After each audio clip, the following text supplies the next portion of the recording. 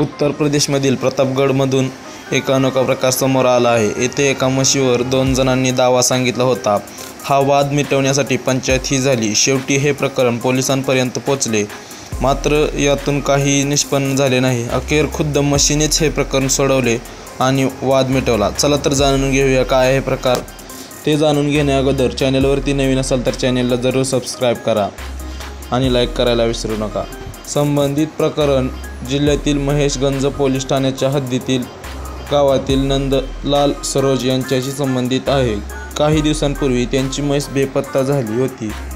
ती भटकून हरिकेश गावात पोहोचली। तेथे हनुमान सरोज नावाच्या एका व्यक्तीने तिला पकडले। तपास सुरू केला असता संबंधित म्हैस हरिकेश गावातील हनुमान सरोज यांच्याकडे असल्याचे समजले। बुधवारी नंदलाल हनुमान सरोज यांच्या घरी पोहोचले, मात्र त्यांनी ती म्हैस आपली असल्याचे सांगून देण्यास नकार दिला। यानंतर हे प्रकरण पंचायतीकडे पोहोचले, मात्र तेथेही निर्णय होऊ शकला नाही। अखेर हे प्रकरण पोलिसांपर्यंत पोहोचले, मात्र सर्व प्रकारची चौकशी करूनही पोलिसांना निष्कर्षापर्यंत पोहोचता आले नाही। वेगवेगळे प्रयत्न करूनही प्रकरण सुटत नव्हते। अशा परिस्थितीत पोलीस निरीक्षक अवधेश शर्मा यांना एक युक्ती सुचली। त्यांनी नंदलाल आणि हनुमान यांना पोलीस स्टेशनच्या बाहेर काढले आणि त्यांच्या गावाच्या वाटेवर विरुद्ध बाजूला उभे राहण्यास सांगितले।